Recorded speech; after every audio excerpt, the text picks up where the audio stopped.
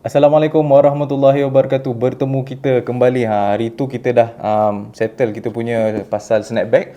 Ini adalah baseball kita. Hari tu snapback, ini adalah baseball. Sama juga material diperbuat daripada polyester, okey. Ini bahagian kanan kita macam biasa. Ini pun rubber lah. Berbuat daripada rubber, material rubber, dan sama juga kita punya branding di bahagian kiri. Ini bahagian belakang kita, sama ada logo dia sama juga getah. Okey. Yang ini tuan-tuan, macam sebelum ni snapback kita gunakan double button, yang ini adalah velcro strap tuan-tuan ini sesuai lah tuan-tuan. Kalau yang muka lonjong ataupun muka oval lah jenis cerita, sesuai. Ini macam ni lah dia punya kedudukan kepala, kedudukan cap kita. Okey, siapa yang belum dapatkan lagi kita punya cap, boleh tekan back di bawah.